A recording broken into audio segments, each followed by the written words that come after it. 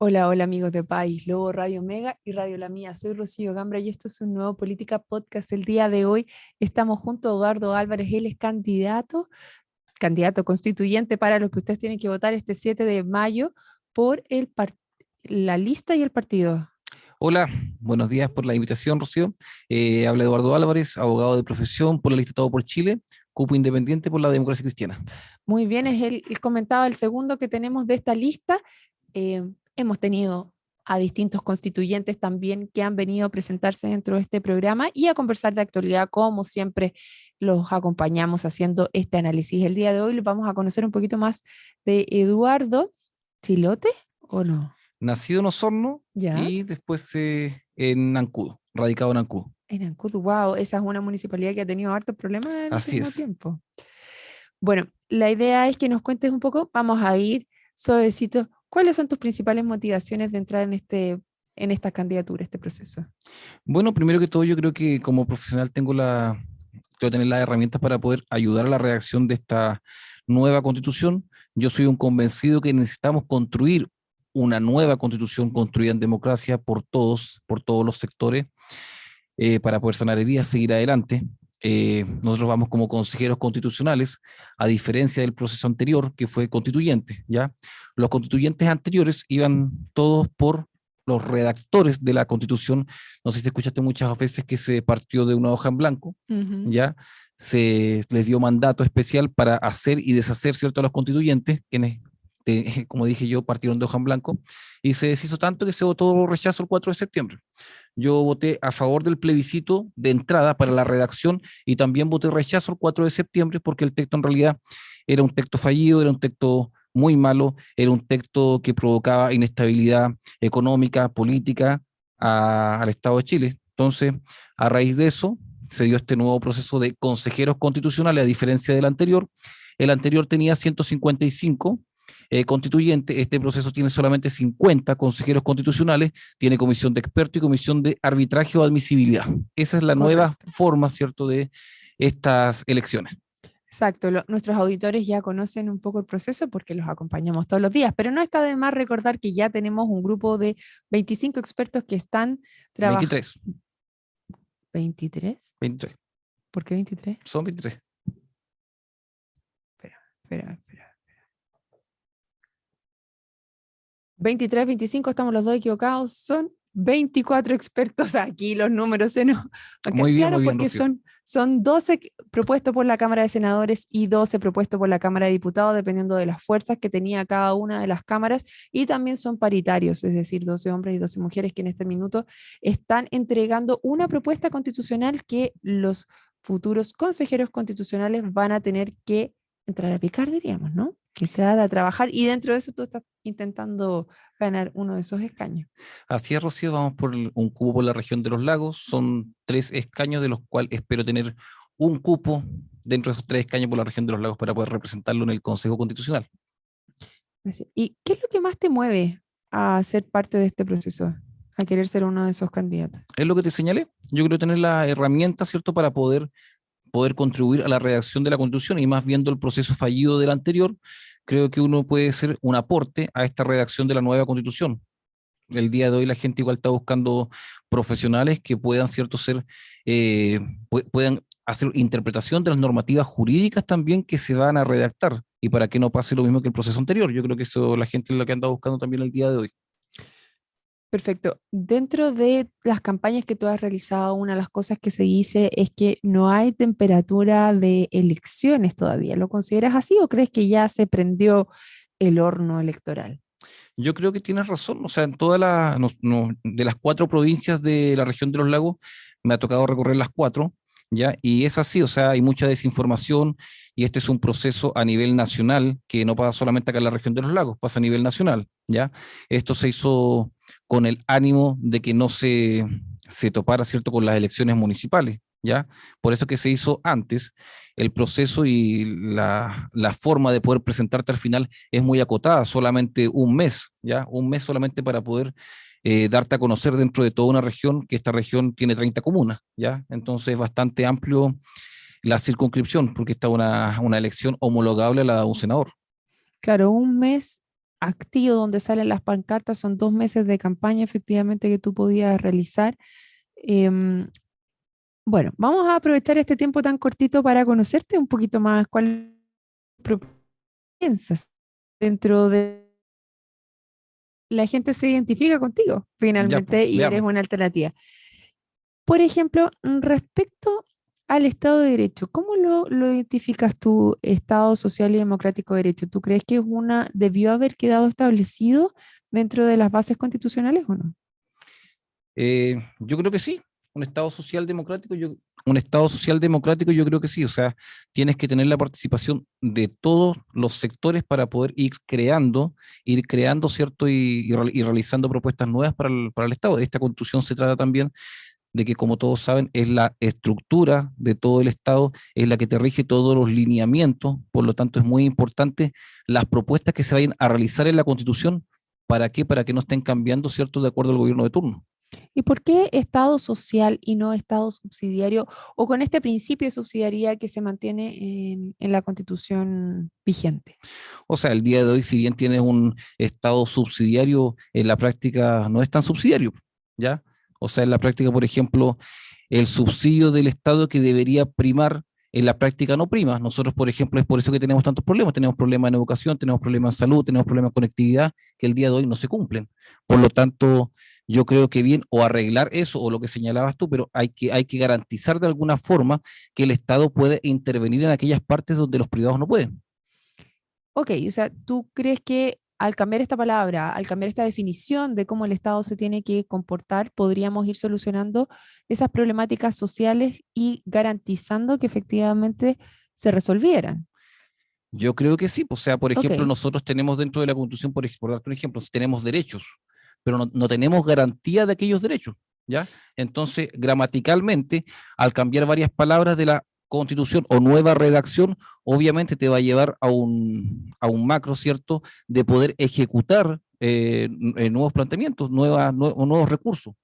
Eduardo, tú señalas garantías de ciertos derechos. ¿Eso bastaría entonces dejar como Estado social la garantía de los derechos o tiene que ir más detallado? ¿Y qué derechos dejarías tú más detallados dentro de de la nueva Constitución? O sea, solamente, por ejemplo, o sea, hay derecho, por ejemplo, tienes derecho a la vivienda, derecho a la salud, derecho a la educación, pero no basta solo con eso, sino que tienes que garantizarlo, pero también colocarle un apellido, ¿ya? Por ejemplo, garantía a la vivienda, tú dices, ya, perfecto, tengo garantía a la vivienda, pero también tienes que tener la garantía al acceso, la garantía al acceso y también las viviendas que sean dignas. El día de hoy, por ejemplo, lo que sucede es que tenemos comité de 7 8 años, tienes tú libretas de ahorro de vivienda que tienes que esperar un año antes de poder postular a un comité de vivienda, o tienes también para postular al Servio, a los DS, ¿cachai? Entonces al final, cuando te llegan los dineros para poder comprar una casa nueva usada, los dineros no te alcanzan para el precio de mercado. Entonces tú no estás garantizando el acceso con el tema de los comités, tanto tiempo que duran, ¿ya? Y por otro lado tienes los comités que una vez, por ejemplo, que las personas logran acceder a su vivienda, las viviendas son bien pequeñas el día de hoy. Entonces han sido políticas que no están garantizando viviendas dignas. Entonces, si tú me preguntas cómo debería a lo mejor tipificarse o plasmarse dentro de la Constitución, a lo mejor podría ser garantizar el derecho a la vivienda, pero garantizar también el acceso y viviendas dignas. Ok, acceso y vivienda digna. En el proceso pasado, efectivamente había una diferencia. No estaba garantizado el acceso, pero sí a una vivienda digna. ¿Cómo crees tú efectivamente que debería quedar estructurado o debieran estar ambas? Así como te señalé, el proceso anterior, por ejemplo, que te garantizaba, si tienes razón, pero de cierta forma era como un comodato, pues era como un usufructo. Era, por ejemplo, de hecho, lo que pasa el día de hoy en Cuba. En Cuba, por ejemplo, tienes muchas propiedades, que las propiedades, claro, la gente vive, todo, pero no son propiedades que sean de ellos, son propiedades que son del Estado. ¿Tú crees que como estaba redactado en el proceso anterior, la casa no era de la persona que la adquiría Así es, porque te daba el usufructo, ¿ya? en el caso de El la derecho, vivienda social? el derecho de propiedad se divide en tres cosas: usufructo, dominio y goce, ¿ya? Entonces, él te da solamente el usufructo, pero no te daba ni el dominio ni el goce de la propiedad. ¿Y ahora? ¿Cómo que debería quedar entonces? Debería quedar garantía de vivienda, pero sin apellidos, porque la propiedad debe ser, nosotros lo que tenemos que proteger es el derecho a propiedad, ¿ya? Ok, te llevo ahora a otro punto dentro de estos mismos derechos de propiedad y es el tema de las pensiones. ¿Cómo percibes tú que debiera quedar el tema de las pensiones a nivel constitucional y qué modelo se debiese desprender a raíz de eso? Mira, yo voy por una lista de centro. Yo Mm. creo que hay que hacer modificaciones, pero yo creo que esas modificaciones no deben ser muy abruptas, ¿ya? Que ese fue uno de los puntos por los cuales también se rechazó el proyecto anterior, porque provocaba muchos cambios, ¿ya?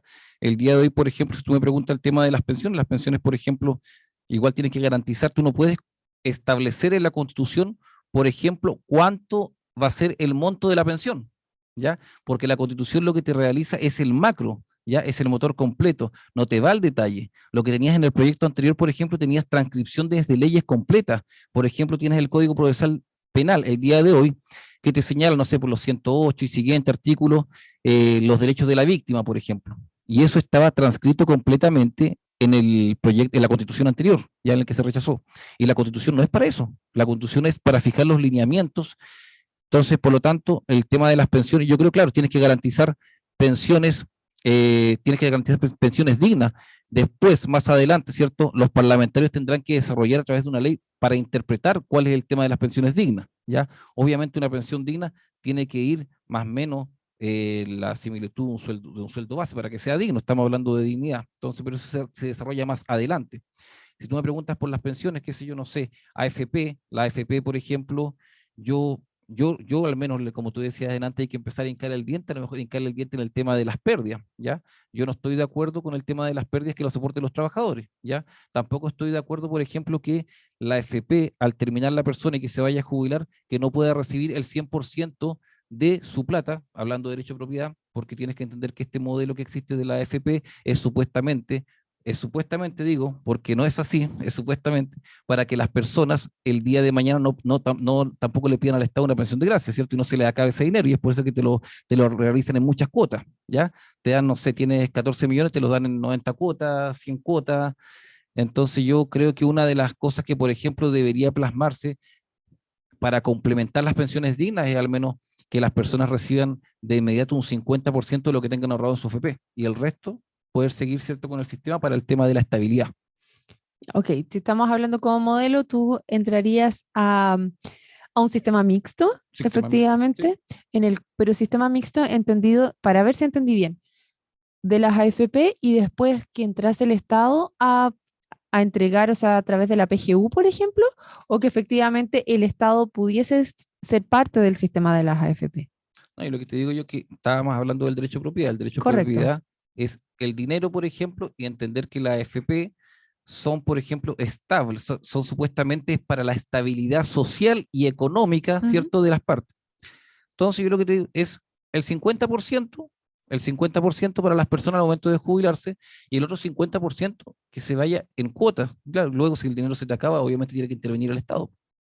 Por Pero eso te eso, digo, o sea, lo que estás hablando, pero para poder entenderlo bien, porque este es un sistema que no se ha propuesto y es completamente distinto a lo que están en conversaciones actualmente. Entonces, para poder entender y que nuestros auditores también lo entiendan, es que exista siempre el tema de las AFP, que todas las AFP sigan estando privadas y que el Estado entre cuando se acabe la plata de las AFP. así es. Ok, pero que una vez que te jubiles, te lleves para la casa un 50% inmediatamente, en una sola cuota. Yo creo que sí. Sí, eso es lo que yo estoy convencido y eso es lo que yo voy a plasmar si es que salgo electo. Ya, te hago una pregunta aquí. Con los retiros que eran el 10% de lo que tenían los pensionados, empezamos a tener problemas de inflación. Si retiras el 50%, ¿no tendremos un problema similar? Los dos primeros retiros dieron problema a la inflación, pero el tercero y el cuarto no. ¿Ya? De hecho, hay estudios respecto a eso que Espérate, es que no vamos en es, el no tercero es, no nomás, es, no po. es problema, no Han es habido tres problema, nomás. no es problema de inflación el 10%. De hecho, el- lo- lo- hay muchas posturas respecto a ese tema, pero yo creo que no, en ningún momento yo creo que, no, que habría inflación para el tema de los retiros. No Ok, creo, porque nosotros, tenemos garantías, por ejemplo, de un sistema económico que podemos invertir los dineros dentro de Chile. Por lo tanto, esas personas pensando en que pueda, ¿cierto?, hacer un negocio. Tienes también, por ejemplo, hay muchas personas que tienen dinero en su FP, hablando del derecho de propiedad, y no tienen, por ejemplo, una vivienda. A lo mejor, ¿por qué no utilizar a lo mejor esos mismos dineros de AFP? No sé, habría que buscar las fórmulas, que son ideas, ¿cierto?, para que ujú. puedas tú utilizar tus mismas platas que sí te sirvan para poder adquirir un crédito hipotecario. O sea, el día de hoy te piden demasiados requisitos para un crédito hipotecario, y hay personas que sí tienen plata en su FP, pero no pueden ocuparla, Sin duda. Me llama la atención igual el crédito hipotecario porque sobre cierta edad no te empiezan a dar créditos porque lo dan a hipotecarios. menos tiempo. Te lo dan a menos Claro. tiempo. Entonces, Yo, entregarla por ejemplo, el día de hoy me dan un crédito a 30 años. ¿ya? Yo no quiero 30, quiero 20, y eso estoy peleando. Muy bien. Eres uno de los pocos, yo creo que en este minuto le estarían dando crédito porque sin duda eso ha bajado y la capacidad de propiedad, de tener propiedad de parte de cierto grupo ha ido disminuyendo en el último tiempo y eso es algo que la gran mayoría sabe. Vámonos a otro tema. Plurinacionalidad. ¿Qué opinas al respecto? Yo entiendo que dentro de estos 12 de este marco de 12 bases no ya quedó zanjado. Pero ¿tú crees que con eso se zanja efectivamente? ¿Resuelve algo de la problemática que hay detrás? Mire, yo estoy de acuerdo con el reconocimiento de los pueblos originarios en la Constitución. Ujú. Respecto de de hecho, por ejemplo, tengo muy buena relación con algunos pueblos originarios de Chiloé y San Juan de la Costa también, que me tocó ser invitado. Eh, pero yo también soy claro que yo no estoy de acuerdo con la plurinacionalidad, ¿ya? Yo sí estoy de acuerdo con el reconocimiento de los pueblos originarios constitucionalmente, qué sé yo, los cuales también le va a servir a los pueblos originarios para postular a otros proyectos, hacer nuevas iniciativas, ¿ya? Pero el plurinacional es algo muy riesgoso. De hecho, te provoca un desequilibrio dentro de la sociedad, sí o sí, lo quieras o no. O sea, estás hablando de, pueden haber estados dentro de un estado, o sea, práctica, jurídicamente una comunidad plurinacional cumpliría con todos los requisitos, inclusive para hacer un tratado internacional con un país, ¿ya? Por lo tanto, tendría un tratado internacional dentro de otro estado, ¿ya? Por Ujú. lo tanto, es peligroso, te provoca inestabilidad. Mencionaste que te juntaste con los pueblos originarios, con gente de pueblo originario, tanto de Chiloé como de San Juan de la Costa. ¿Sabes qué pueblo originario ahí está? ¿Qué Ellos lo grupo? que me mencionaron es que ellos, por ejemplo, tienen que el me olvidé, Huilliche. Huilliche, ya, ellos se Ok, reconocen como Huilliche y no como Mapuche, ya, Huilliche. ok. Entonces ellos, en ese sentido, es que quieren el reconocimiento y nos comprometimos con ellos a trabajar en eso. Perfecto. ¿Y qué pasa si es que no hay pueblos originarios dentro de este proceso? ¿Tú crees que es igualmente válido? Porque hay una posibilidad cierta de que no queden, no haya ningún representante. Sí existe la posibilidad, pero yo creo que igual dentro de todos los candidatos, yo creo que no es descabellado ni tampoco es nada que se reconozcan los pueblos originarios independientemente de que queden los escaños reservados o no. Al menos yo, ese es el compromiso que tengo. Del proceso anterior, ¿qué rescatas? Del proceso anterior, ¿qué Mm, rescato? ujú. Derecho al agua, eh, la neurodiversidad también. eh, ¿Qué ¿En qué más? sentido la neurodiversidad? Que sea reconocido constitucionalmente, ¿ya? Eh, ¿Por qué sentido? Porque yo creo que ahí también falta un poco un tema de inclusión, lo cual, por ejemplo, también tiene que haber inclusión en cuanto a las mallas curriculares de los diferentes colegios, ¿ya? ¿Y Y eso no eso se logra con la ley actual? no se logra, no se logra. De hecho, no hay recursos. No hay recursos en todos los establecimientos educacionales el día de hoy en la región de los lagos. No se está llevando a cabo ese programa, no se está cumpliendo la ley, en definitiva. Y Ok. entonces hay sumarios de la Superintendencia de Educación al respecto y son los establecimientos ahora que tienen que responder por qué no se está cumpliendo la ley. Los establecimientos dicen, pero no tenemos recursos, ¿cómo lo hacemos? ¿Ya? Ok.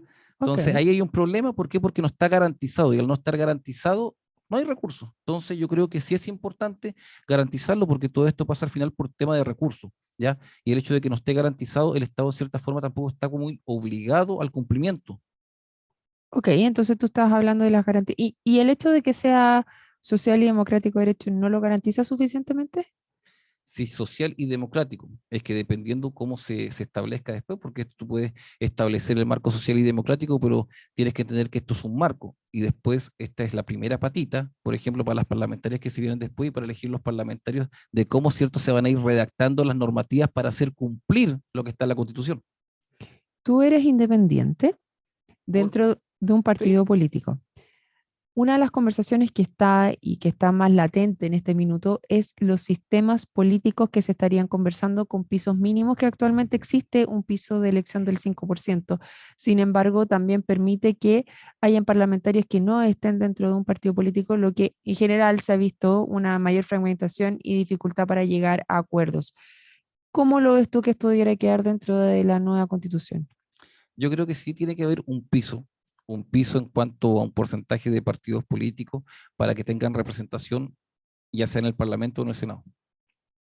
Ya, o sea, un piso a secas. Un piso, claro, veamos cuánto puede ser el piso, no sé, algunos hablan del 4, del 5, del 6, qué sé yo, pero habrá que conversarlo, pero sí estoy de acuerdo en que hay que establecer un piso, ¿para qué? Para señalar lo que tú dices, para Ujú. llegar a acuerdos más rápido y que pueda avanzar las normativas que están en proyecto de ley. Una de las cosas que se mencionaba también era darle mayor facultades a los partidos políticos actualmente, por ejemplo, si alguno de las personas electas, o sea, que solamente se pudieran escoger militantes, y dentro de esos militantes, si dejaban el partido, tenían que prescindir del escaño también. ¿Estás de acuerdo con eso? Sí, Sí, a pesar de que ahora vas como sí. independiente. Ya, Estas son las reglas del juego Estoy de acuerdo con lo que me decís. perfecto. Y en cuanto a, vámonos un poquito a regionalización. ¿Cómo ves tú dentro de la nueva constitución que tú, que se pudiese aumentar esto que desde las regiones siempre hemos pedido mayores autonomía, mayor capacidad de resolución de problemas? ¿Crees que es necesario mayor resolución de problemas de parte de las regiones O o sea, no? yo creo que es algo esencial que se debe trabajar dentro de la Constitución, que es la descentralización, ¿ya?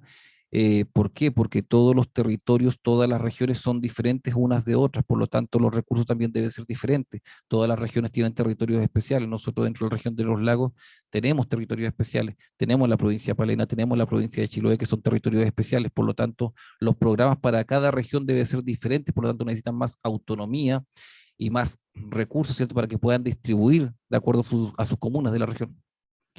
Perfecto. ¿Y crees en un Estado federado? No, No, unitario. no, unitario. Y en cuanto a presidencialismo, ¿qué piensas? ¿Presidencialismo asimétrico, por ejemplo, como lo estaban presentando en la propuesta anterior, o un presidencialismo como lo tenemos actualmente? Como lo tenemos actualmente. ¿Y cuánto tiempo? 5 años, pero no está dentro de las De las propuestas. propuestas actuales, ¿te Que gustaría yo creo 5? que 5 años. 5 años, estoy de acuerdo con el sistema que existe el día de hoy. No creo que debamos tener un régimen semiparlamentario.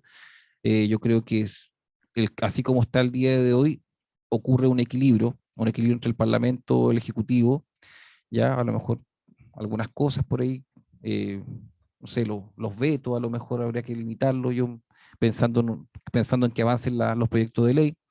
eh, Me gustaría 5 años sin reelección. Perfecto.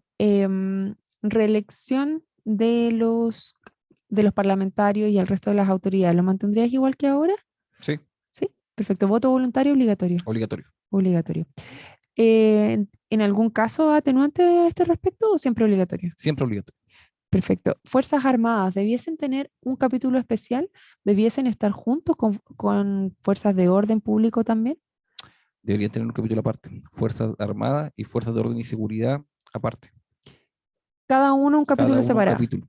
¿Y dentro de eso Gendarmería lo elevarías a rango constitucional? Sí, Sí, perfecto. Em, ¿Crees que es necesario seguir manteniendo los delegados presidenciales? no, Y manteniéndolo, ¿no? no. Tienen cargos, funciones actualmente separadas, porque el delegado presidencial tiene un tema del rol de seguridad que gobernadores no lo tiene. En ese caso, ¿lo traspasarías a nivel de Al gobernador? gobernador, Al gobernador completamente. completamente. ¿Crees qué opinas respecto al Ministerio de Seguridad? ¿Estás de acuerdo? Sí, estoy de acuerdo. ¿Estás de acuerdo? Perfecto. ¿Y cómo castigarías la corrupción?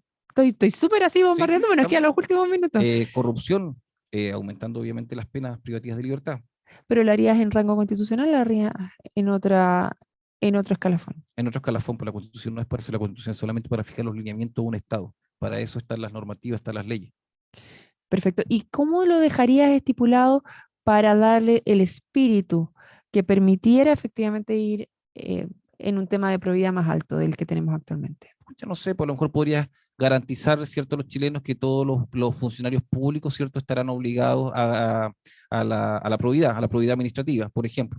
Ahí podrías poner como rango funcional, pero solamente eso, nada más. El resto tiene que detallarse a nivel de ley.